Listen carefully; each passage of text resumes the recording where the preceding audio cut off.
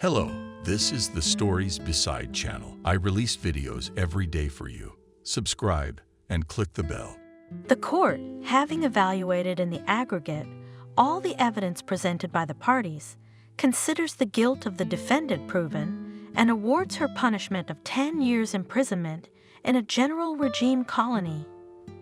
The cold mechanical voice was interrupted by the desperate cry of the defendant. How could this be? How could it be so? Her lawyer also looked at the judge, unable to hide his bewilderment. He had not expected such a cruel sentence. Emily herself was sobbing, covering her face with her hands and remembering minute by minute the day her life began to fall apart. She sat at the window in her room in front of a cup of coffee that had long since cooled, a week after she had been discharged from the hospital. Why had she been saved? After all, there was no reason to go on living, and no strength to relive what had happened. 6 months passed after she was discharged from the maternity hospital empty-handed. The baby had died, hadn't survived, and she'd already thought of a name. Ethan was the name of his father, the only man she'd ever loved, who'd abandoned Emily as soon as she'd announced her pregnancy. For 6 months, she waited for it to get easier, but it was getting harder and scarier. When the doctor at the next checkup informed her that everything was fine and she would live, Emily bluntly asked, "Why?" "Well, don't. So you are still young. Everything will still be, and you will get married and have as many children as you want." Emily just turned her back to the wall. This doctor is not a young man. He thinks he is probably smart and experienced, but he doesn't understand simple things. She doesn't need any children, she needs John. And the future? Well, yes, she will have a future. Maybe a husband and children. At first they will, and then they will also go away, one way or another, leaving her alone, because everything in her life is going away, her parents, her beloved, her son. Emily's parents tragically died when she was only 9 years old or already 9. She was big enough to understand the horror of what had happened, all the irreparable loss. But in the orphanage, she did not live a day. The girl was immediately taken by her uncle and aunt. Uncle Edward was a sibling of the deceased mother. They're with Aunt Betty. The marriage was infertile, in addition to still take the girl for upbringing. They officially adopted her, but Emily never learned to call her foster parents mom and dad because she remembered her own parents too well. Or maybe the aunts and uncles themselves, though they treated Emily very well, never became real parents. Life was going quite well. Emily graduated from school, entered the institute, and then fell in love. Ethan was already graduating from the same institute.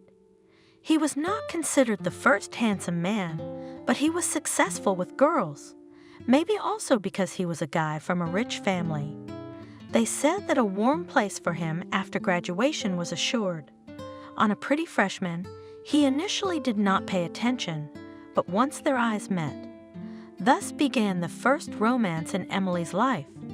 She really fell in love and was sure that Ethan took their relationship seriously.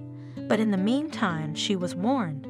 One day, one girl stopped Emily in the hallway and, after some idle chit-chat, as if by the way, said, "You, Ethan, don't get too carried away with him. He's been making such a pass at you for nothing. After he's had a fight with Jennifer." "What are you talking about?" "I thought so." Emily grinned. She was so happy these days that she couldn't help smiling even at the most inappropriate occasions. And her friend's words didn't hurt her much. She was probably just jealous. They had Ethan, and the relationship had been going on for months now. He'd said he loved her, even hinted at a wedding. She'd seen Ethan before, of course, before they'd met some girl, but there was no telling what had come before. So she decided to ask about this Jennifer the next time they met. "How much did you love her?" "More than you loved me." As if in jest, she asked, "Jennifer who?" Surprised and slightly gloomy beloved. Oh, that one? We didn't have anything. We were just dating, nothing special. And what did you want? You should not have messed with an old man. I'm still 5 years older. It's not my fault you were still in kindergarten when I was dating someone else. That's how this conversation about Ethan's past ended. Emily decided there wasn't much to talk about. Old man, not old man, but really, how did he know he'd meet her? She looked into Ethan's eyes and suddenly thought, I wonder if our children's eyes will be light blue like his or darker like mine. She was surprised at the thought because they hadn't talked about children yet.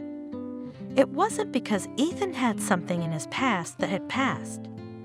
Emily had been lucky enough to meet the love of her life, and it wasn't just her. Even Betty could see that it was love. You're in love, aren't you? That's good, of course, but I have to graduate first. What's the big deal? I'll finish. The girl laughed. It was really funny to her. How could a happy marriage prevent her from getting an education? On the contrary, she would have more incentive. But Ethan was slow to propose. He hinted at something like that at first, but now he won't say a word. He's got his career on the upswing. Perhaps it's connected with this that the thoughts about organizing his personal life were pushed to the background. Time was running out, and Emily was getting ready to graduate. Should she remind him of that?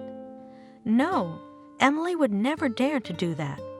Where is it seen that a girl proposes to her boyfriend? But it suddenly became clear that the proposal would have to be rushed.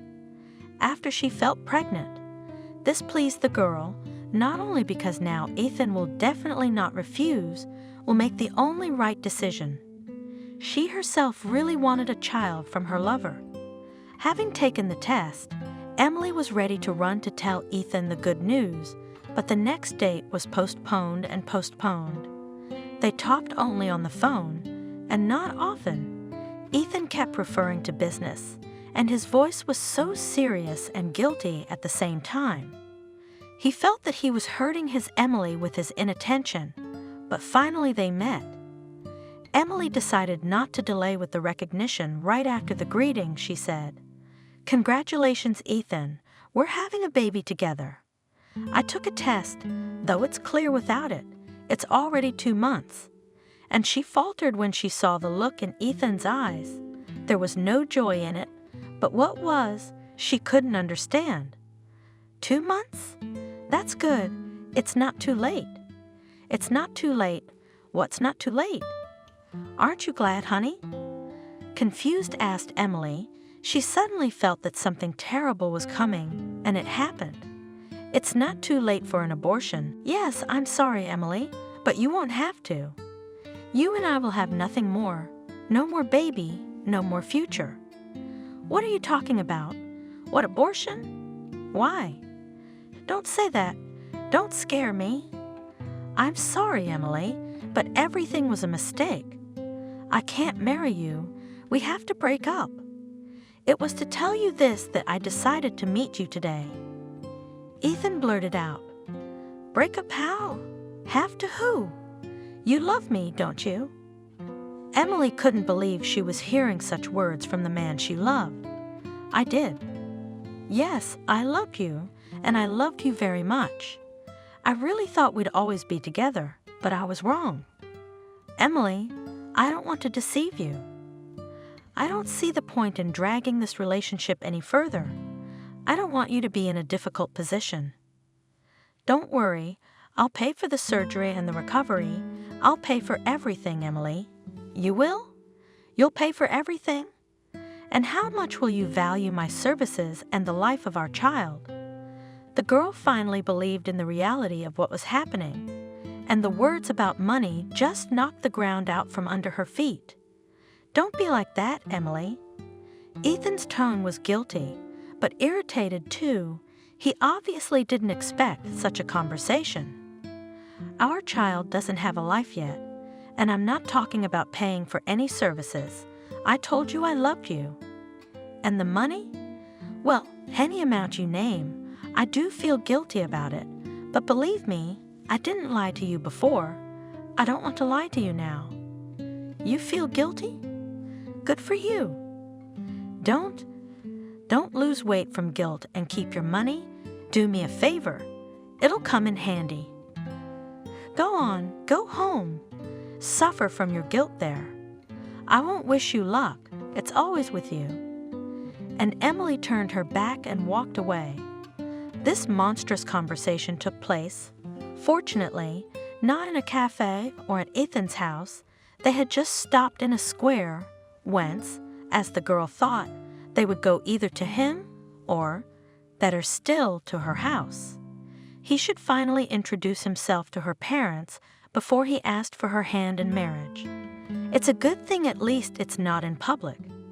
Emily walked away, holding back as hard as she could and expecting Ethan to catch up with her every minute, apologizing, saying he'd made a stupid joke.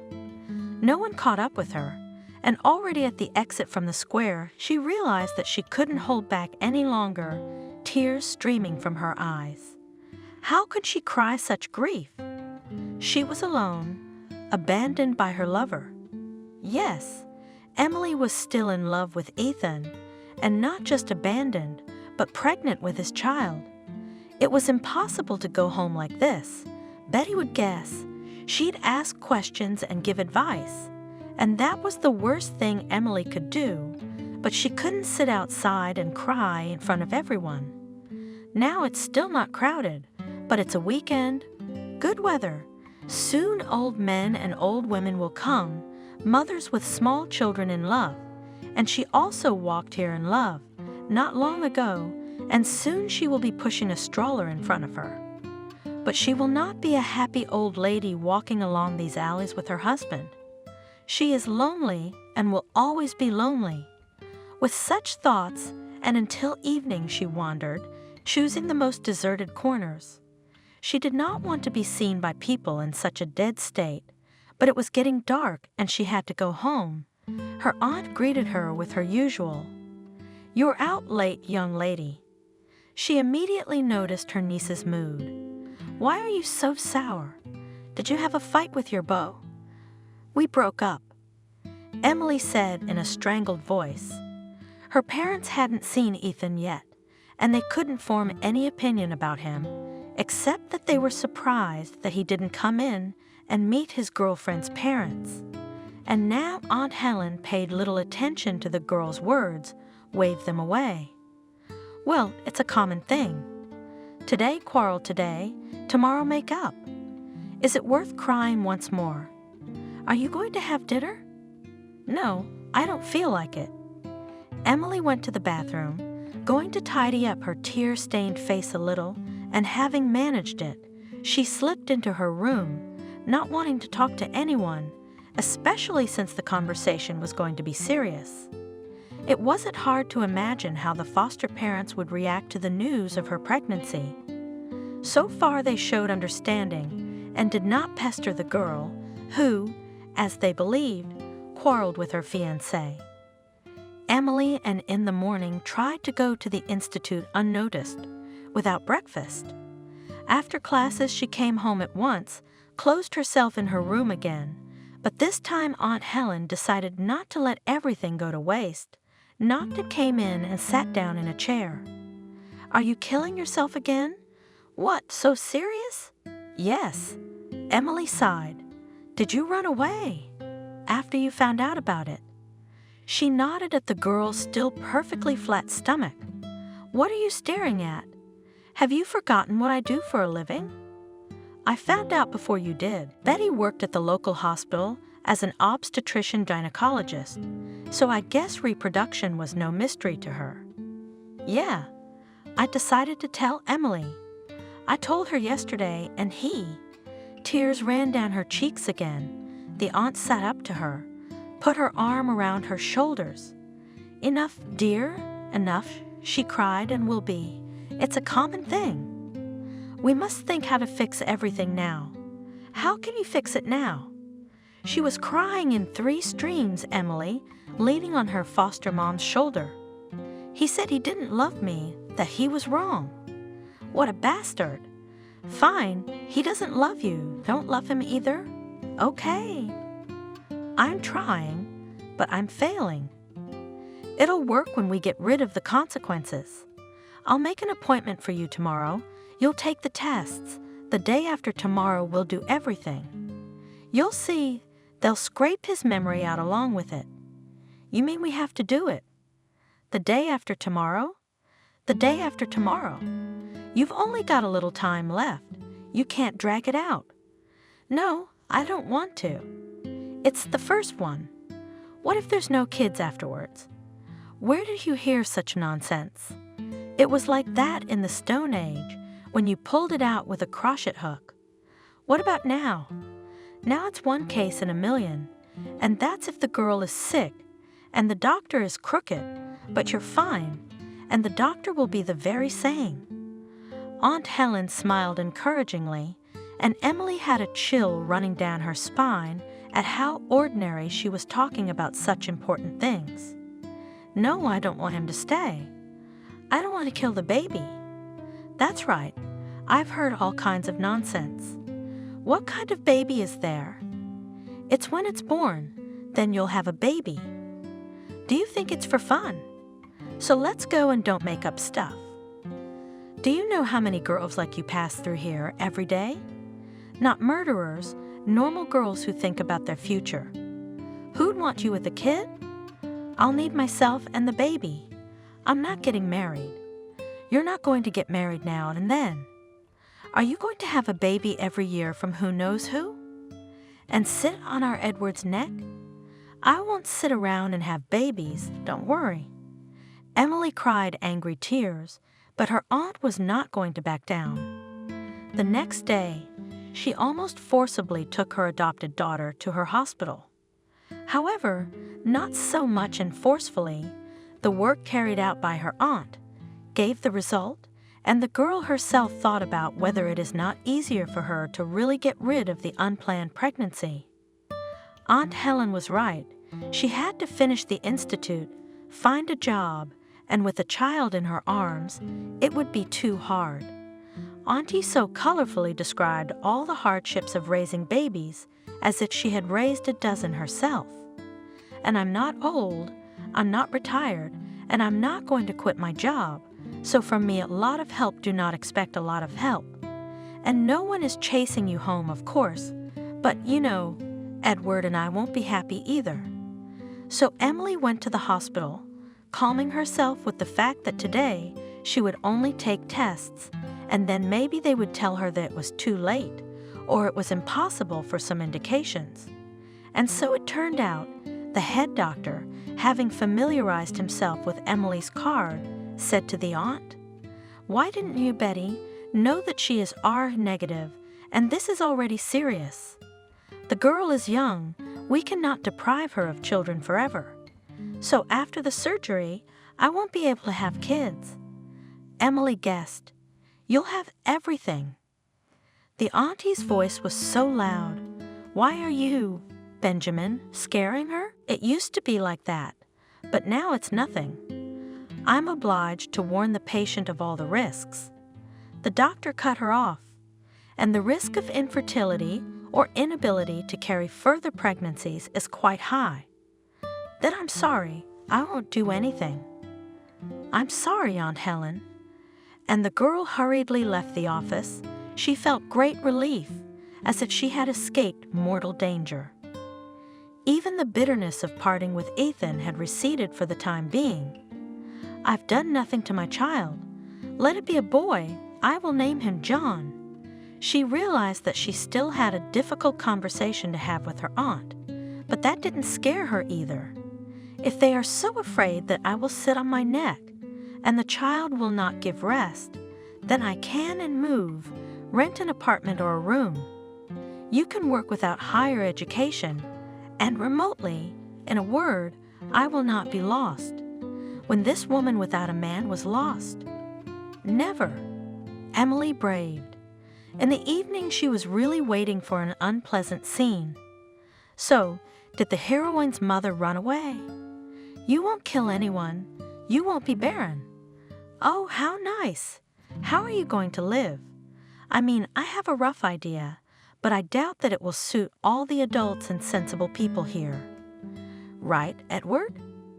She tried to get her uncle on her side, but it turns out he had an opinion. What's the matter with you, Betty? She's an adult, thank God. She's a smart girl, she'll be fine. Right, Emily? And we'll help in any way we can. She doesn't want to be barren forever. We've lived without children. Is that a good thing? She'll have no nephews, and now we'll have a grandson like all normal people. So we're not normal, Detective. I'm infertile. I'm out of the field. My word doesn't mean anything anymore. Tears rang in Betty's voice. She slammed the door and ran out of the room, shutting herself in her bedroom. Emily gestured for her uncle to stop, going after her. Aunt Helen was crying, face buried in a pillow. The girl sat down beside her, put her arm around her shoulders, began to coax her affectionately. Betty's mom. Sometimes Emily called her that. In such situations, when it was necessary to comfort upset, sick, or tired aunt. Well, don't be upset. What's wrong with having another person who will love you as much as Uncle Edward and I do? So much for being a mom. Betty sobbed, as if I hadn't just been called infertile and superfluous in this world. But did I say that? Did Uncle Edward say that? I never even thought so. You didn't give birth to anyone, but you raised me that way. I'm sorry, I can't call you Mom. I still remember my mom as if she were alive. And you, how many children have you helped bring into the world? How many people have you been the first person they've ever seen? And you want to stop your own grandson from being born. Don't you get it, Fox? I'm not thinking about my grandson, not about myself, but about you and your life. How is the Institute now? How's work and personal life, which is also important? Yes, everything will be fine. I'll take a sabbatical leave, then I'll finish, and if not, people live just as well without education. We have a girl who had a baby right after school. Enough about girls. I see them every day and more than one, but what will happen to you? Who's your father? The aunt's question brought Emily back to the memories of the collapse of her love. She gloomed, bit her lip. Let's not talk about that. Well, no, my baby doesn't have a daddy. What can you do? Betty only shook her head at such words. Well, no. There was really nothing to be done, but it would be wrong to say that Emily had thrown the father of her child out of her mind and heart so quickly. At first, she remembered Ethan constantly and waited for him. Every phone call made her heart flutter. What if? But no, it wasn't him. Walking to the Institute, coming home, she waited for him to catch up with her, to stop her, to say something that would relieve her of that aching longing. Sometimes it seemed to her that there he was, walking toward Ethan, her favorite and only man. But no, the passer-by came closer and turned out to be a very different person from Ethan. The aunt, seeing Emily's condition, calmed her down. Well, don't be so gloomy. Cheer up. You decided to give birth, so wear it carefully, or else you lie at home all day long, not eating, not drinking. And then you'll give birth to a sad little baby. Go for a walk. Look at the beautiful. Think about the good. Nothing terrible has not happened, and you'll see in a month and will not remember about this is. It's easy to say, but how to survive at least this month? What good to think about when everything you look at reminds you of him, of Ethan? It was hard on Emily, but it turned out that the bad news wasn't over yet. One day, as she was walking down the hall at the Institute, past a group of chattering girls, one of them grabbed her arm. Wait, Emily, what about you? Were you invited to the wedding? No one invited me, and who's getting married again? Replied Emily, feeling for some reason that her heart trembled. It's true. Yes, Ethan is yours, but you've met him, haven't you?" The girl danced impatiently, apparently eager to see someone else's grief, but Emily didn't give her that pleasure. She stretched her lips into a rubbery smile and waved it away, trying to keep her voice lighthearted. "Oh, what did you remember?" "I haven't seen him in a long time. He didn't invite me, of course, but whatever. I'll probably be dancing on mine soon," and I hurried away. She didn't cry, no. Apparently the tears had been wiped away. Since our final breakup, it's only been 2 weeks, and he's already getting married, so he was still dating me and someone else at the same time. And he said work, business. Was he lying to her? What's the difference? He lied to her, but he loved her. He was afraid of losing her, and he doesn't care about me, even though he's pregnant. Why should he? He'll have other kids with the one he loves, and he doesn't care about mine. That's it, John. Your daddy doesn't want us, he won't even see us. Nobody wants us. Oh no, what am I saying? We need each other. When am I really? Just because I have you, I can be grateful to my dad. At home, she did not tell anyone that Ethan would soon marry, did not share her worries. There was no need for it, but it was very difficult to pretend to be calm, satisfied with life. But it would be even more difficult to answer questions about the reasons for such a state. Calm aunt, uncle, they, of course, wished her only good. It is understandable, but for Emily the greatest happiness now was that everyone left her alone. However, the pregnancy was going quite well. There were no complications, not even toxicosis. Betty, she wondered. Everyone should have such an easy pregnancy, and there'd be no need for doctors. Well, you'll probably have an easy birth too.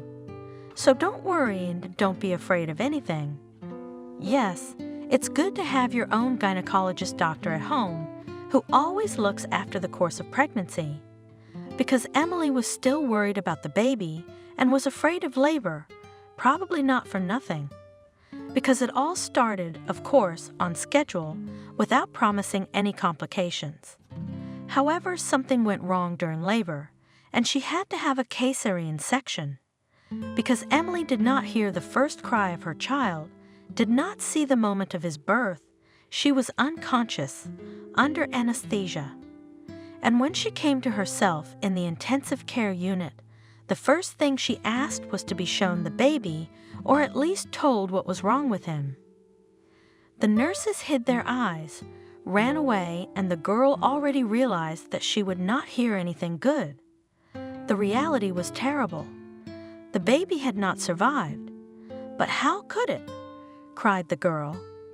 After all, everything was fine. Everything was normal. No one said that there would be such problems. Unfortunately, it happens. That's all she heard in response, especially since it was not the fault of the doctors. Indeed, there were unforeseen circumstances in which no one could not help. And it was her own aunt, her adoptive mother, who delivered the baby. She consoled Emily as best she could. Don't cry, girl. Everything will be all right. Everything. You'll have more children. And this one, where is he? Can I bury him? Can I see him, even if he's dead? You can't, sweetheart. There's no need for that, you know? You can't, really.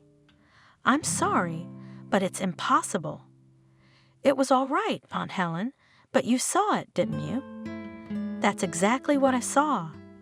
Yes, everything was fine, and this is how it ended. It's not an isolated incident. It happens to many people. But why did it have to happen to me? Emily sobbed, and after one of the doctors said that her operation was not very successful, and most likely she would not have children, she realized that there was no sense in her life anymore. After all, she wanted this particular child, and the fact that she could give birth to as many more as her aunt said would not have consoled her much, and to realize that she was forever alone, even without children, was unbearable. In this condition, Emily was discharged home after a short time. Betty felt that she should forget everything and begin to move on with her life. How can I live now? I don't want to. I don't want anything anymore. The depression was unbearable. Not only to go to the institute, Emily could not get out of bed at all. Her aunt hardly poured sweet tea or coffee into her by spoonfuls, fed her crumbs of food, forcing her to get up, to go to the bathroom, to the toilet. Emily could just sit on the floor and sit on the way. She had no energy for anything. That's when the worst happened. Unable to bear her condition, the girl swallowed pills.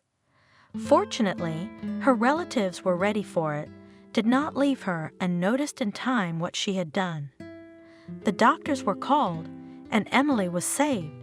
Saved from death, but not from the black depression that was eating her soul. Edward sympathized with the girl's condition and looked for ways out, but Betty was fed up with it all. You know, Emily, this is finally funny.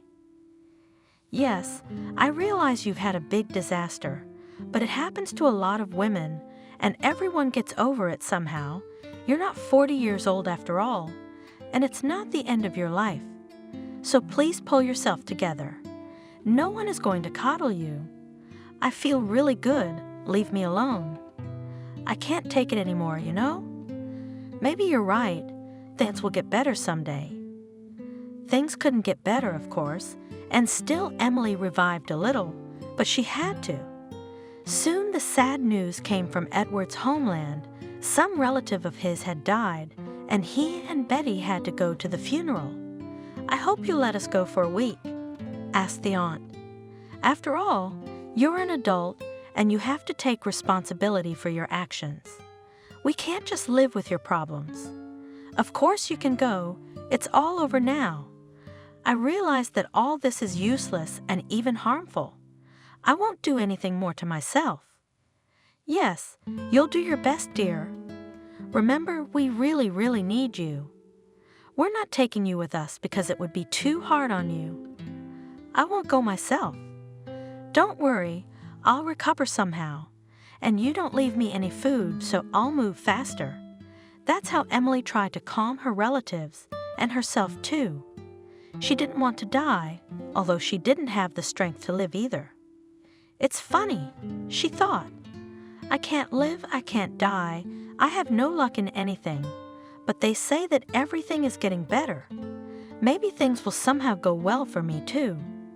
That fateful morning she got up, realized she could eat something, brewed herself some coffee, and made a sandwich. Emily put the baby next to me in the bed, lay down herself, and fell soundly, blissfully asleep next to her, with the child peacefully sleeping.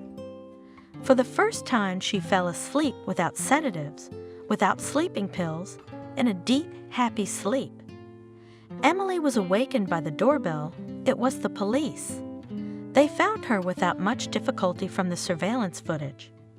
Emily had to pack up, collect the baby, and travel with him to the police station. On the way, she tried to explain how she had this child, but she wasn't really listened to.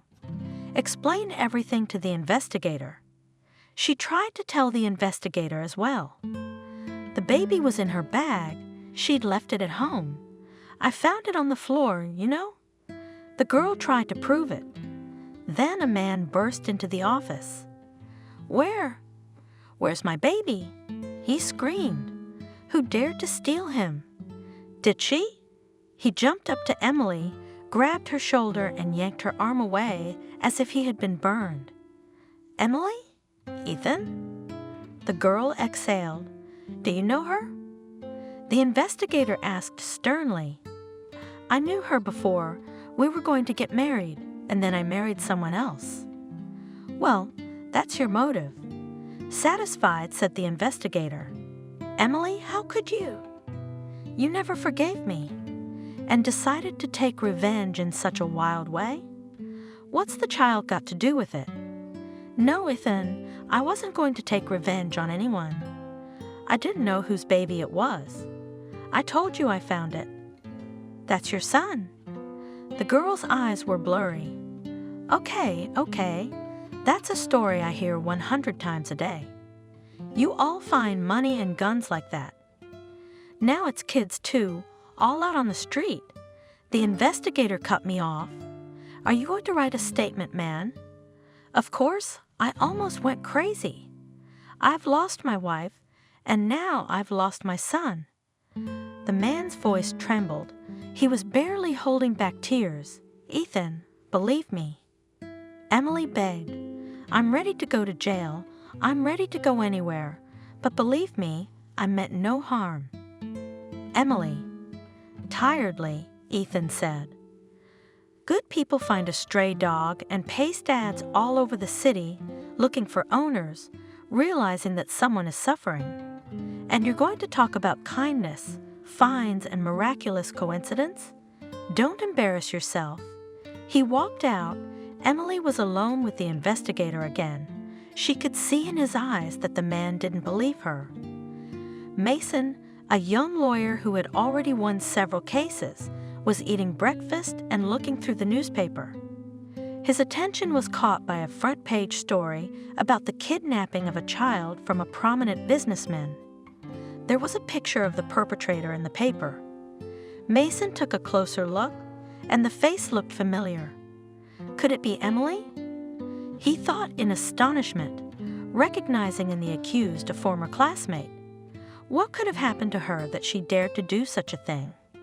No, I'm wrong. Or is it her? Mason remembered Emily perfectly well. In high school, he was even in love with her. But after graduation, they never even saw each other.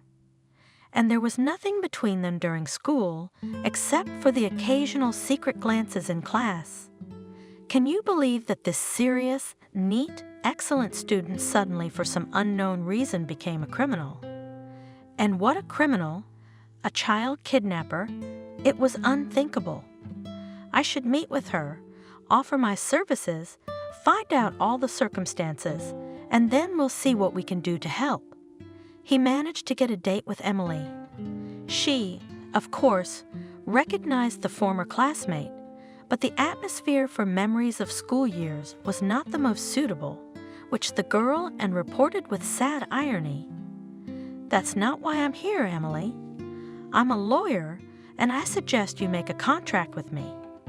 I will try to understand all the circumstances of the case and defend you in court. For free, of course, remembering how you let me cheat in class without a word. Thank you, Mason. I just feel like it's pointless. Everyone's against me. I've noticed that, but I'm gonna be on your side, and I'm gonna do everything I can. Just tell me the whole truth about what happened. You see, even you can't believe it, and I'm not lying. I did find that child in an abandoned building. The girl told the story of how she found the child. She also told her aunt the whole truth, and the latter believed, but was amazed at the rash act of her adopted daughter. How could she do that? I don't understand. You're a grown woman. If you found a coin on the ground and took it for yourself, it would be understandable. But it's a child. Betty wailed. I believe you, of course, but why didn't you call the police or an ambulance? You should have done it right away, or at least after you got home. Emily covered her face with her hands, crying helplessly. You see, I could have had a baby too. I had one. He died in childbirth. You don't know how I suffered. I wanted to die. Don't nod. You don't understand. You're not a woman. And when I found this child, my eyes blurred. I thought it was my son, though I had no idea it was the son of the man I loved. Such a coincidence. I don't know how he ended up being thrown to his death. I saved him, for what it's worth, and now I'm going to be judged for it. Don't despair. I hope we have a good chance at a suspended sentence, and that's the worst-case scenario. To be honest, Mason himself did not really believe in such a favorable outcome. The investigation was fast and sloppy. The case seemed pretty clear. A woman had stolen her former lover's infant child. and she did it for a completely incomprehensible purpose. She couldn't help but realize that no one would let her keep the baby. Then what did she intend to do with the boy? It is still unknown why her own son died was not the fault of a woman who did not want to be a single mother, but the personality of the victim, that is, the father of little Harry, caused unequivocal sympathy. The man had buried his beloved wife, who had been killed in an automobile accident only 2 months before, and his son was his only joy. It is not hard to imagine what a nightmare the kidnapping of the child had become for him. All witnesses unanimously assured that he loved his son, cared for him. And the story that the baby was abandoned on some construction site or dump looked ridiculous, a silly fiction. Yes, he had once had an affair with the defendant, but that was before the marriage, and Emily's claim that she allegedly gave birth by him, Ethan, was also unfounded. They did not live together. She could give birth by anyone. Under such circumstances, there was nothing to investigate. The case was brought to court, although the accused refused to admit guilt. Her lawyer tried to do something for her client. Yes, it is their right, but frankly speaking, all their attempts to justify themselves looked extremely ridiculous, so no one especially did not delay the investigation. Soon all the materials were transferred to the court. The trial would be swift and unjust. Mason's mind was racing. Emily was confused, withdrawn. She continued to stand her ground, repenting for not calling the police, and that was all. The lawyer, too, was not allowed to develop her thoughts. To choose the right line of defense was interrupted time and again. But when the victim and his defense counsel spoke, many in the audience wiped away tears. So emotionally, Ethan described his suffering over the loss of his child. So asked for the perpetrator the harshest punishment, because when this kidnapper will be free, not only he, but also other parents will not be able to sleep well. Hardly she will stop. As a result, the court's sentence was unexpectedly and unjustifiably harsh. The kidnapper received 10 years in prison. Emily was sobbing. Her foster mother was too. Mason was in shock. It was his first lost case, but he was not going to accept it. Already after the trial, reassuring Emily, he firmly promised, "Don't doubt, I won't leave this case like this. I'll look into it myself and demand a review." Ethan stood over his son's crib, gazing with delight at his miracle. Harry was sleeping sweetly, a faint half-smile on his lips, wondering what would have happened to his father's life if something had happened to the boy. Just in that little body, so fragile and delicate, was now centered the life of Ethan himself. If only this terrible accident had not left a trace on the child's further development. No, he's small. He didn't understand or remember anything. Ethan calmed himself. Well, what's Emily like? Who would have thought that this nice girl would turn into a monster? What was she going to do with a baby? All her tales about keeping it for herself, bringing it up as her own. It's a load of crap. Who would believe that? It's lucky that she was quickly identified and caught, or we don't know what she could have gotten up to. It turns out that she also gave birth to a son, but either dead or died. And why? Her aunt said that everything was fine during the whole pregnancy, not otherwise she did something herself to keep the child away, and her aunt was a doctor herself, she could help. And at the trial they sat there crying. If they'd gotten rid of their own, it was better not to think about what would have happened to Harry if that thing hadn't been caught on the security cameras. Ethan shook his head, as if trying to get rid of the terrible thoughts. And after all, he loved that woman. Well, yeah, not in the right way, I guess. But who was to blame Jennifer? Jennifer had been Ethan's first, almost childish love. They weren't even 16 years old yet, and they already realized it was fate. and they really were made for each other. Both beautiful, both children of very wealthy parents, that is, there was no material interest in each other. Parents knew about this friendship of their children and did not oppose, believed in their prudence, and not in vain. Ethan and Jennifer became a real couple after they came of age and entered the institute. They agreed to get married after graduation, but on the next vacation Jennifer went alone without Ethan. He was already working part-time at his father's firm and had to participate in important negotiations. He was a little resentful of the girl for leaving, and jealous, of course.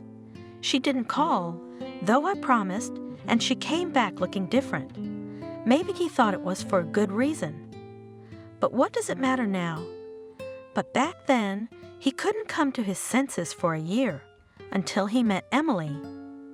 Yes, it was the acquaintance with a new girl that allowed him to forget about the mental trauma that Jennifer had caused him, who really didn't even try to establish a relationship, soon transferred to another institute and perhaps started a different life. Ethan tried not to know anything more about her. He was fine with Emily, even better than with Jennifer, somehow calmer, more reliable. It was just that they delayed the marriage, but maybe it was for the best. He would have run away from his lawfully wedded wife after Jennifer came back. "Hello, Ethan. We seem to have made a very big mistake." There was no other explanation and no argument about how they'd spent years apart. None of that mattered anymore. Ethan realized that he couldn't live without Jennifer, the one he'd loved all along, and Emily he'd only tried to love. But he didn't dare to tell the girl about it right away. He saw how much Emily loved him. She would suffer, but he couldn't deceive Jennifer either. Moreover, after their second meeting, she announced that she was expecting a child. That day, he was the happiest man and met with Emily the next day to inform her of the breakup. And it should happen that this very day, and Emily announced her pregnancy, just like in a bad melodrama, like a vulgar joke. Are you two conspiring? But he didn't need two children, almost the same age from different women, and when choosing between two, one of whom is good for everything and the other loved to the hilt, men don't usually make mistakes. Perhaps he was wrong in not taking more interest in Emily's life. Had she terminated the pregnancy? Had she decided to give birth? He had simply forgotten about this girl. Soon after, he and Jennifer were married, and were people happier than they were? And then began a real family life, compared to which everything that did not concern them, the two of them, did not matter at all.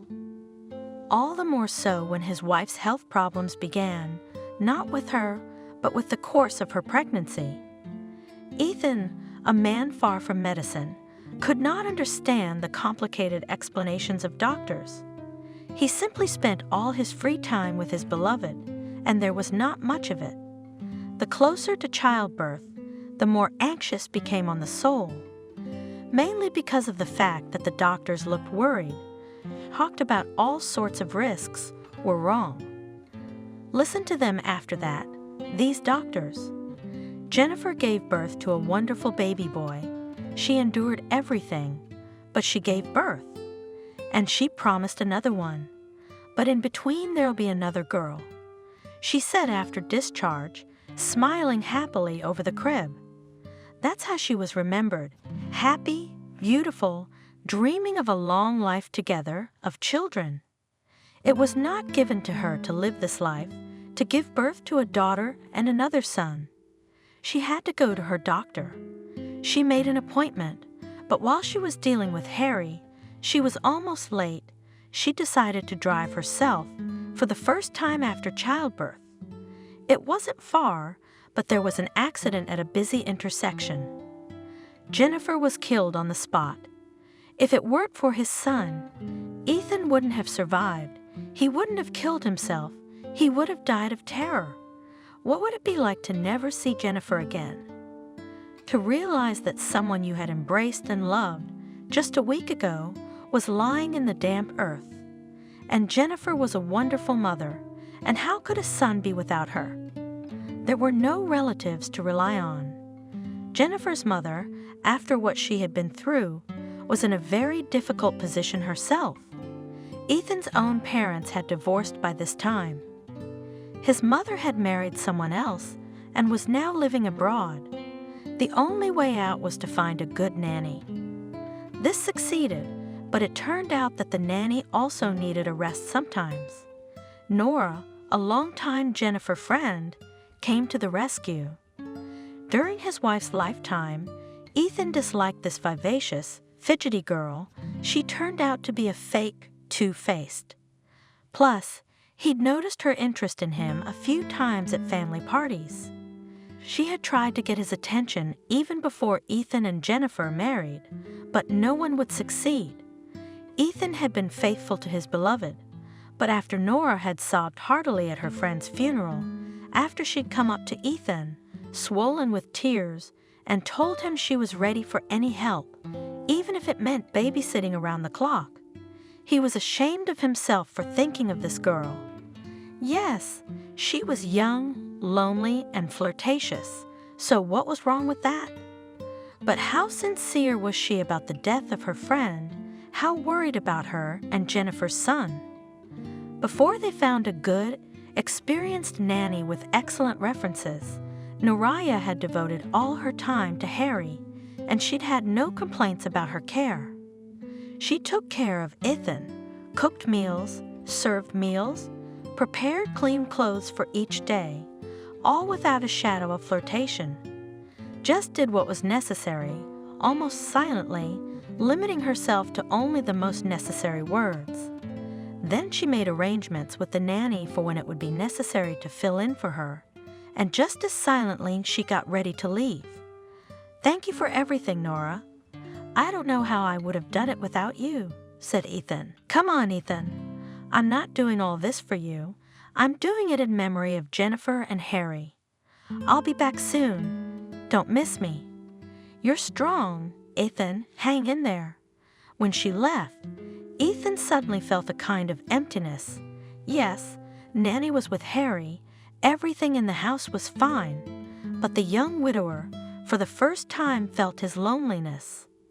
Nora was like a link between him and the Jennifer who was gone forever. She had been in the house before she was gone, and now she tried to keep everything in the same order it had been under Jennifer. Nanny, on the other hand, had become something of a barrier between Harry and her son. She looked after the child perfectly, maybe even better than Nora, guessed his every move, and Ethan was embarrassed to be too gentle with his son in front of her, to behave as he had done before. Ethan looked forward to the nanny's weekends, and Nora was visiting the orphaned family for a reason. She had noticed Ethan when she was still in high school, at the same age of 15, but he had already given his heart to Jennifer. That was, in Nora's opinion, simply unfair. Why does this Jennifer have everything? Beauty and intelligence and luck and parents, and now the best boyfriend, and also from a rich family. Nora is more modest about it all, and that's why she started being friends with Jennifer in the first place, so she had more opportunity to be around Ethan. I mean, maybe someday she'd get his attention, but no way. He didn't see anyone but his Jennifer. When they grew up, Nora realized she had zero chance and made the biggest mistake of all. Married a man who seemed just as good as Ethan. It was even a bit of a peak for the lucky girl's girlfriend. "You're not married, but I was taken, and not just taken, but taken to another, much more high-status city." Yes, very soon she realized that her husband is not so rich, and life with him is not a fairy tale, and tortured returned home. And only then she learned that Jennifer and Ethan were separated, living apart, just at the time when Nora was far away, and it would be a chance to win the guy she needed. And now she's back to her broken trough, back when Jennifer was married and pregnant, and she's done the right thing, renewed her friendship with Jennifer, trying to become her own man in their house. She was not wasting her time. She had gained some metropolitan glamour, so it was not bad to get in her face more often, and something would happen, but not to win her friend away from her husband, but at least to sleep with him, having made her aware of it. Jennifer cheating will not forgive. It is a fact, and even better to eliminate the child, and maybe Jennifer. She took out a drug that can cause termination of pregnancy and guessed at her friend's house, began to slowly add it to tea, to juice. Small doses, of course, so that it would not be noticeable, will happen at her friend's miscarriage, and in a fortunate coincidence, and moreover, women sometimes die by childbirth. But Jennifer's organism apparently was strong. The pregnancy was not interrupted, although it was with complications, and Nora was guaranteed that the child would not survive. Therefore, when the friend was taken to the hospital, she was waiting for the tragic news from minute to minute, rehearsing in advance a lean face. And suddenly Jennifer, although with complications, but gave birth to a perfectly healthy boy. How could that be? Maybe she had a baby switched at the hospital. Well, that's an option that gives her options. She could convince Ethan that the baby wasn't his, but not head-on, of course, but subtly. That afternoon, Ethan was getting ready to pick his wife up from the hospital. Nora, of course, was going with him too, and when he came out of the front door, she was standing back and talking irritably to someone on the phone. What was all this gossip? It can't be. After all, Jennifer loves him so much, she said so herself.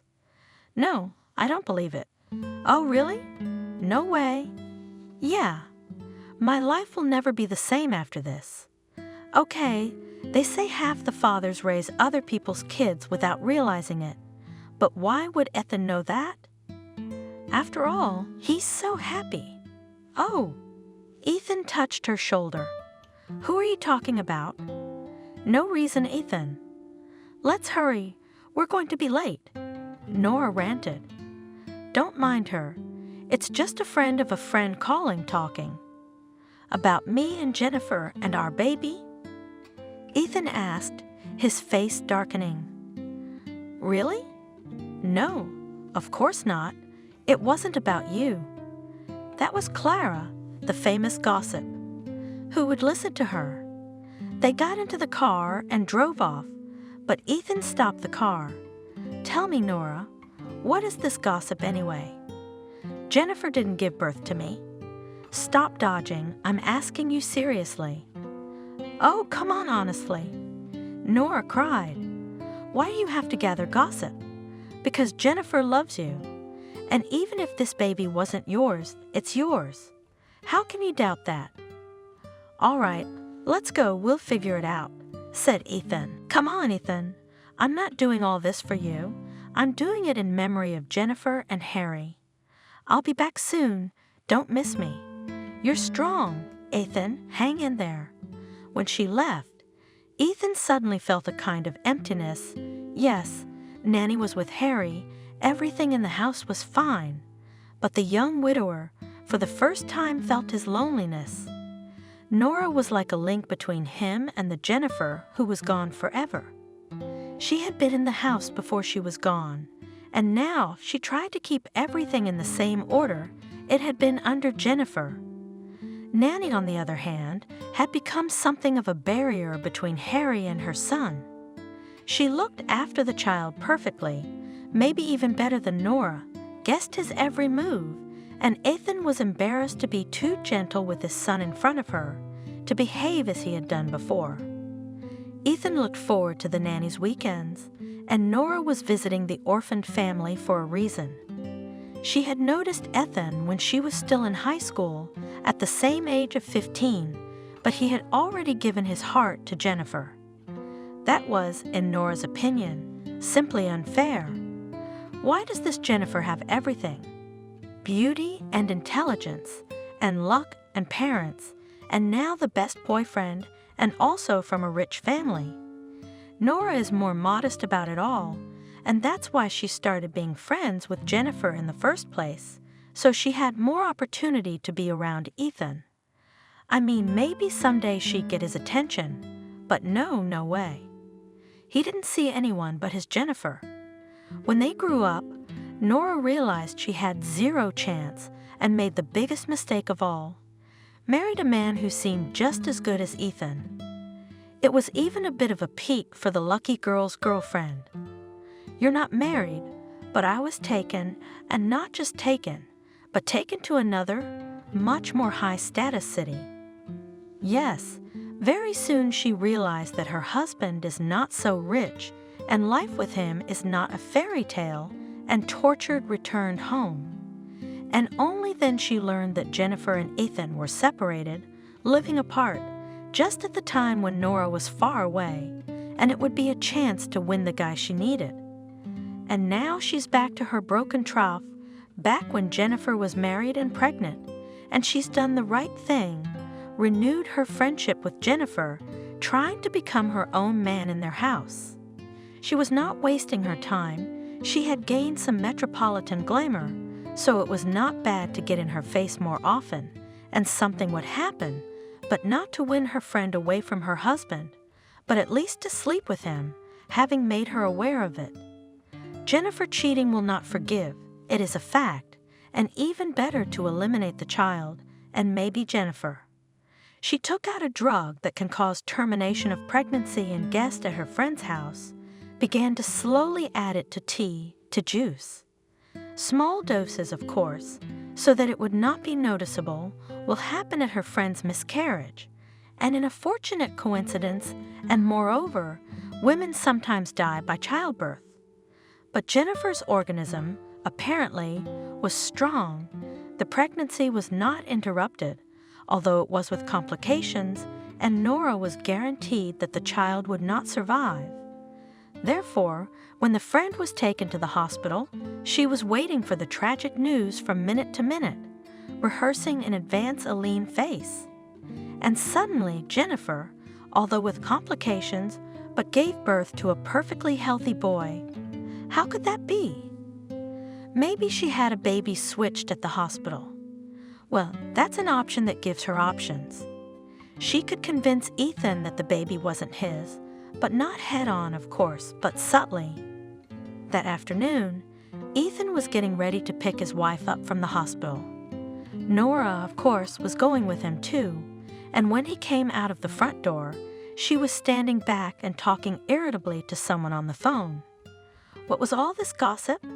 It can't be. After all, Jennifer loves him so much. She said so herself. No, I don't believe it. Oh, really? No way. Yeah. My life will never be the same after this. Okay, they say half the fathers raise other people's kids without realizing it, but why would Ethan know that? After all, he's so happy. Oh. Ethan touched her shoulder. Who are you talking about? No reason, Ethan. Let's hurry. We're going to be late. Nora ranted. Don't mind her. It's just a friend of a friend calling talking. About me and Jennifer and our baby? Ethan asked, his face darkening. Really? No, of course not. It wasn't about you. That was Clara, the famous gossip. Who would listen to her? They got into the car and drove off, but Ethan stopped the car. Tell me, Nora, what is this gossip anyway? Jennifer didn't give birth to me. Stop dodging. I'm asking you seriously. Oh, come on, honestly. Nora cried. Why do you have to gather gossip? Because Jennifer loves you. And even if this baby wasn't yours, it's yours. How can you doubt that? All right, let's go. We'll figure it out, said Ethan. Nora mentally rubbed her hands. The baby had been switched. By whom and why? It didn't matter. The main thing was that Ethan would probably take a DNA test and find out if he would forgive his wife for such perfidy. Probably not. Who will comfort him in his grief? Would it be his unfaithful girlfriend, Nora? Yes, yes, and yes again. There wasn't a happier person at this meeting from the birthing center, but suddenly the unexpected happened. The test showed that Ethan was the boy's birth father. So Nora had been cheated, sold the wrong drug, and she'd given a lot of money, and you can't complain to a cheater for that. And yet, fate was on her side. Jennifer died on her own, without any intervention from Nora.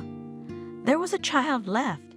Yes, it is worse, but at first it is even by the way. There is a possibility to be near under the pretext of taking care of Harry.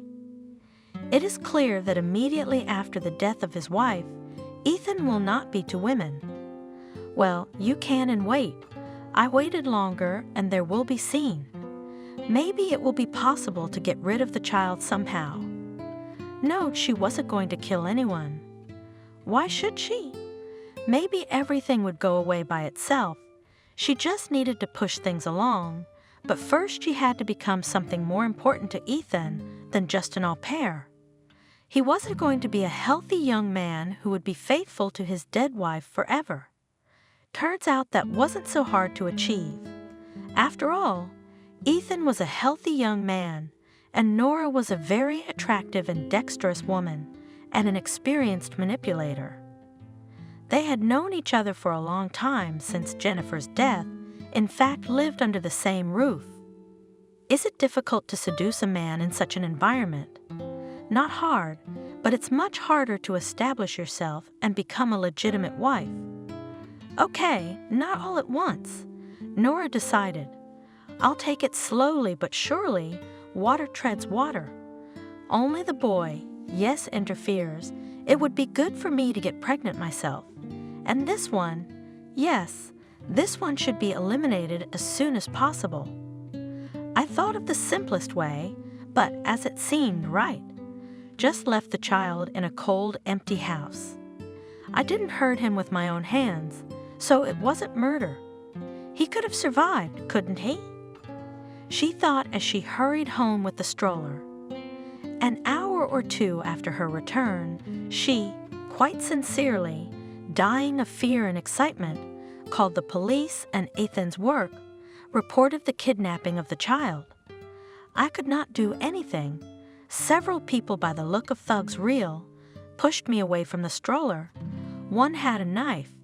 I thought just want to rob. I gave them everything, my phone, money, took off my ring, and meanwhile some woman ran up, took Harry out of the stroller and ran. I followed her, started screaming. One of them pushed me. I fell down. I broke my knee. The girl was sobbing. When she calmed down a little, she described the bandits, referring to the suddenness of the incident and her fright. Ethan was terrified. This kidnapping could have put him and Nora at odds forever, and she was doing everything she could to prevent that from happening. My darling, my love, don't be angry. It wasn't my fault. I'd kill myself. You'll see, Harry will be found soon. They're looking for him. I'm sure they'll demand a ransom and bring our boy back alive and well. That's my boy, not ours. Ethan cut him off. A real mother would never allow such a thing to happen. She would fight for her child to the end. I did. Not every mother could do that. Do you know how many cases there are where babies are stolen from their own mothers? I don't know. I know my son was stolen from you, that's all. Let's drop it. Yeah. Well, I should have died for your boy. Keep your pocket. Nora thought angrily. And then the police called. Harry and his kidnapper had been found, and Nora was really worried. But everything turned out just fine. The villain was put on trial. Nora herself was not suspected of anything. True, Harry returned home to a loving father, and Ethan's attitude to the girl herself has changed somewhat. He decided not to entrust his son to his mistress anymore. Well, he's not going anywhere. I've got enough on his credit card for now. Yeah, Ethan trusted Nora with his card, and she handled it pretty freely. Lucky that idiot found the baby and took it for herself. Otherwise, I'd be in her shoes right now. Mason, meanwhile, was making his own investigation of this highly ambiguous case. He was concerned, of course, about the failure to win the trial, but he was even more concerned about Emily's fate. He was certain that she had been convicted quite unjustly. He decided to start his search from the very beginning, from the maternity hospital where Harry had been born. After all, the kidnapping itself looked extremely strange. Nobody made any demands, did not ask for any ransom, which means that the baby was kidnapped to simply leave in an empty building to certain death. If Emily was to be believed, that was the case, and Mason believed her. At the birthing center, he found out who else had given birth at the same time as Emily. He found out who delivered the baby. The findings were quite surprising and prompted a new action. The lawyer decided to talk to his client's adoptive father. "Tell me, Edward, did Emily's pregnancy really proceed without complications? Was the baby wanted? She's not married, though. I don't know much about pregnancy, but according to my wife and Emily's own condition, there were no difficulties." "Yes, she was unmarried, left by some scoundrel. I never saw him, so I can't say anything. She was very worried, cried a lot at first, but she was waiting for the baby. My wife insisted on the abortion, even dragged Emily to the hospital, but she still refused when home. Helen was angry at first, but then she calmed down. Where could she go? So Emily was expecting and wanted this child. She sure did. She even bought him all sorts of things, hid them in her room so Betty wouldn't get angry. I was waiting for it myself. I don't have any of my own, but I thought it would be a baby. I love kids. But something happened. It didn't work out. I don't have grandchildren. Why didn't your wife tell you?" "What's the use of telling me? I'm not a medical man." It happened, and it happened. The next step was to visit the place where Emily found the baby. The abandoned, unfinished building was large, but there was hardly anything interesting to find there. The investigators and the curious, and maybe even the local homeless. The only thing that could be found was an abandoned pacifier, which Mason carefully placed in a bag, but that evidence had little to say. Mason decided to walk through the whole building. Maybe that way he could get to something. And he was not mistaken. On the second floor, he met a rather young guy, a homeless man by the look of him. "Don't be afraid. I'm not from the police," called the lawyer. "I just have a few questions." "What should I be afraid of?" The guy answered cautiously. "Don't be afraid yourself. And what questions do you have for me?" "Do you come here often?" "I live here, so it's not clear." "I come here when I'm not going out. It's about the child found here on the first floor. You haven't heard about this case. I can't hear from anywhere. You see, there's no radio here and no TV with internet, but I managed to see something." And the homeless man mysteriously raised his eyes to the ceiling, obviously hinting at new questions and suggestions. Mason readily pulled a bill from his pocket. "So will you share your knowledge?" "And I will, if you're ready to share." The boy cheered, hiding the money. "Don't think that I'm just about that. I'm all for justice.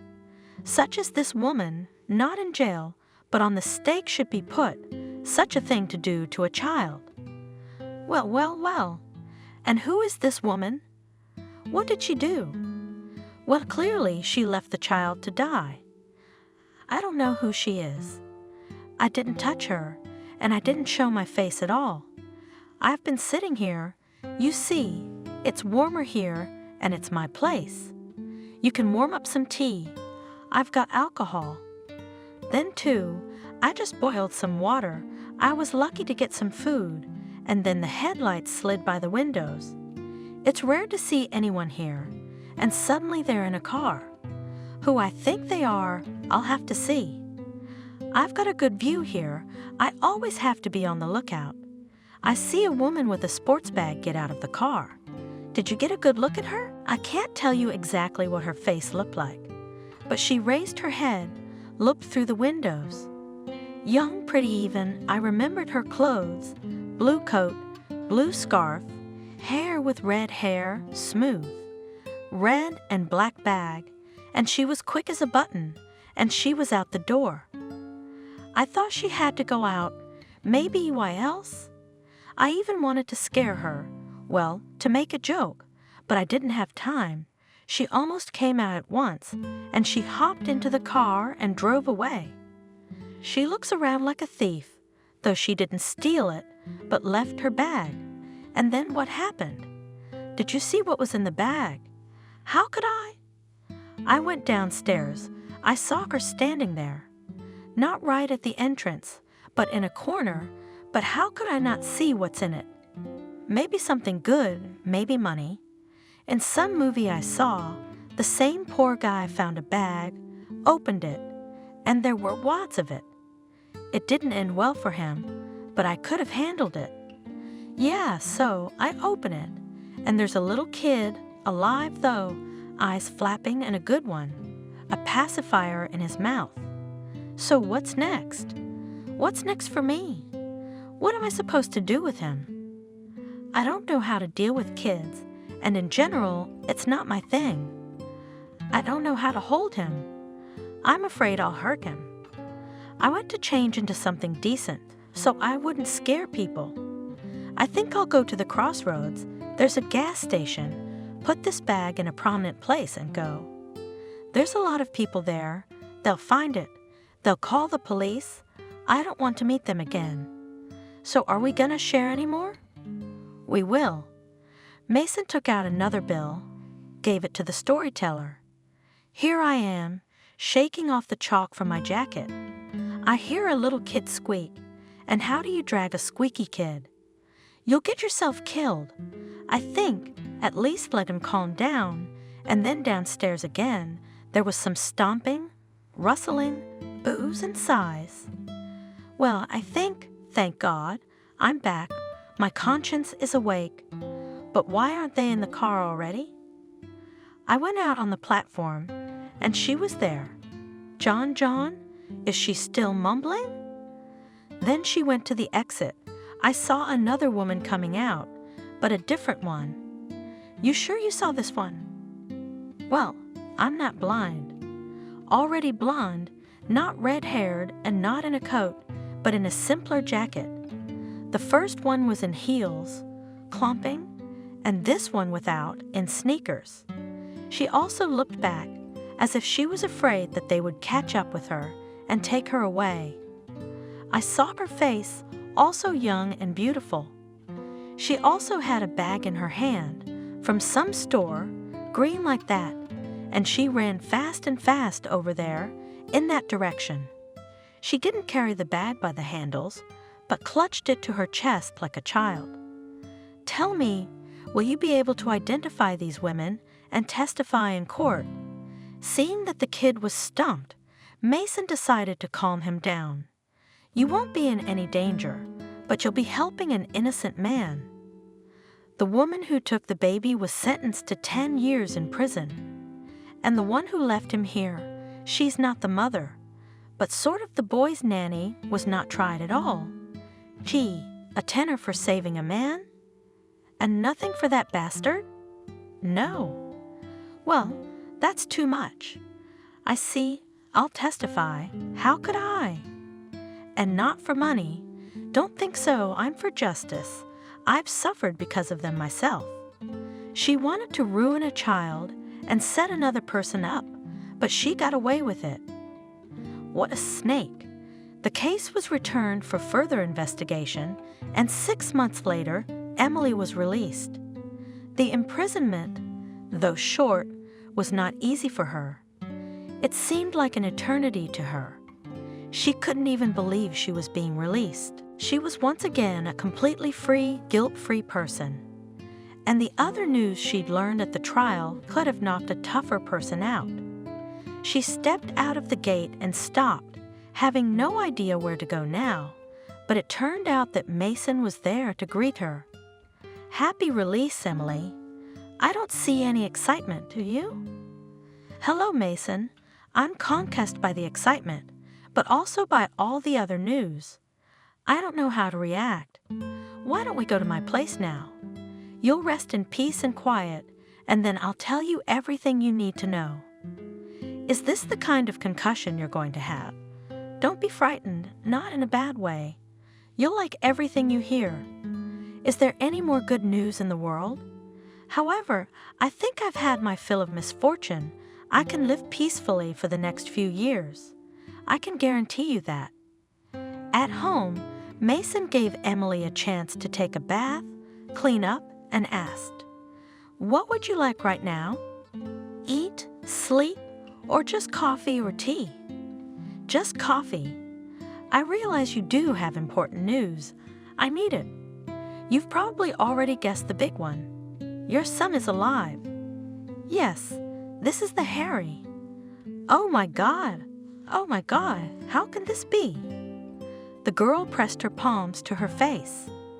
"His Majesty is chance, gentlemen, an incredible coincidence, and the will of some people who understand happiness in their own way." Jennifer, Ethan's wife, gave birth just as Betty, your aunt or foster mother, was in labor. I'm sorry, I don't know your relationship, but she gave birth to a weakened, sickly baby. In fact, the doctors doubted he'd be born at all, and the mother would survive what was happening. The child, which was also a boy, couldn't take it, and Jennifer spent 3 days in intensive care, unconscious, lost a lot of blood, and then it was just about time for you to go into labor. You had a beautiful, healthy baby boy, and Betty decided to switch babies, that is, to give Jennifer yours, and tell you that the baby was dead. Oh my God, Betty's mom. She loved me. I thought she did. She did. She just showed her love the way she knew how. She didn't think you needed a baby right now. She saw how I was suffering, how I didn't want to live, and she didn't say a word. She comforted me and knew the baby was alive. It just happened. What people do out of the goodness of their hearts. So happy Jennifer and Ethan took the baby, not knowing that it was only related to one of them. A short time later, Ethan's wife was killed in an accident. Her friend, Nora, volunteered to help with the baby. Unfortunately, she had her own views on the man. She wanted to marry him, and she wanted a baby. She realized that the baby would be a nuisance, so she decided to get rid of it. You mean, just throw it away? Emily asked in horror, so that my son would die of cold and hunger. It turns out so. If I had thrown him where it is crowded, the child would have been found. And your heart must have led you to a place where your son was in danger. Yes, I can't see any other explanation, but where is my boy now? Come on, he's at his father's house, and they're waiting for us there. I talked to Ethan. He doesn't really believe it's your kid, but it's not hard to prove. And this Nora, is she there too? She's been arrested. She's going to trial, and so is your foster mom. Pack up and go if you're ready. Of course I'm ready. Are you coming with me? Like my lawyer or something? I don't know what Ethan's gonna come up with. Ethan didn't greet them very warmly. Hello, Annalie. I'm sorry, but I find it hard to believe that you, and not my wife, gave birth to this baby. I don't care what you believe. Where's my son? Pressing Harry against her chest, looking into his blue eyes, she felt all the resentment, all the anger evaporate as if it never existed. Not just Ethan or Mason, she would forgive Nora now. In that moment, as she kissed the tiny fingers, admiring every cell of her own, she was magnanimous, ready to forgive. Emily, this is my son. I hope you realize that. Ethan tried to talk to her. I have a test. I already know who I gave birth to him. Don't worry, I'll take the test too and prove that he's mine. And don't worry, I don't want your hand and heart. I just want my baby." The girl finally took her eyes off her treasure for a moment. "But I'll take my son. I sympathize with you, but now that I've found my child, but I don't have to give him back." Ethan was obviously very agitated. He turned to Mason. "You're a lawyer. Tell me, I have an advantage, don't I? The baby's lived with me since birth. He's got a nanny here, all his stuff, everything he's used to." "Yeah, and a variety of stepmothers who don't know what else they'll come up with." Emily, too, was beginning to realize the precariousness of her position. "Wait, now is not the time to argue." Mason stopped them. "Emily will make a test, prove that she is the biological mother, and then you can already peacefully agree on the order of communication with the child. Now many fathers and mothers live separately, but understanding the interests of common children helps them find a reasonable compromise." That's what we agreed. Harry stayed with his father, Emily. Mason took her home. She had to calm Edward, for whom it was hard news what his wife had done, who had also been arrested. "Emily, do you believe I didn't know anything?" He rushed to his adopted daughter. "I would never let Betty do that. I can't even believe she would do something like that." "Of course I believe it. Uncle Edward, don't you worry so much. I'm sure Aunt Betty will be released soon, or not so soon, but she'll be back, and I'll bring my son, Harry, home soon, and we'll all live together. We could use a grandfather." Without waiting for the test results, Emily, along with her foster father, began to prepare a room for her son. But there were many more trials to go through before she could take over as a mother. There was another trial, and as a result, Emily and Ethan were given equal rights to raise their child. It was hard for the father to accept that from now on his son would not always be around, but there was no arguing anymore. During the course of the litigation, they often had to see Emily and argue and negotiate peacefully. At some point, he wanted to explain himself to her, to apologize for his actions, to tell her who Jennifer was to him. But it didn't matter to Emily anymore. "I forgave you a long time ago, Ethan. When I thought my son was dead, it was such a grief that I just forgot about you and your betrayal. And now that he's around, I'm so grateful that you have him, but no more. Do you think we could be together for Harry's sake? I mean, it's terrible for the baby, having to live in 2 houses. What can we do? We'll try not to make it awful. We've been through too much, and now we've got to keep the child out of it, and living together wouldn't do any good." "I guess you're right. Well, I'm getting what I deserve, I guess. You could still get married, have kids. I don't know. After this, I'm hardly going to be able to come out of it with a clean slate." After this conversation, happy Emily went home with her son for the first time to introduce the boy to his new home and grandfather. Ethan stayed in an unusually empty apartment. This is how his free time from work would be spent, alone, in the company of the TV, but it could have been different. If Jennifer had not returned, he would have lived with his beloved wife Emily, with his dear son, because he loved Emily too. Maybe not as much as Jennifer, but he did, or if Jennifer hadn't brought that damn Nora so close to him.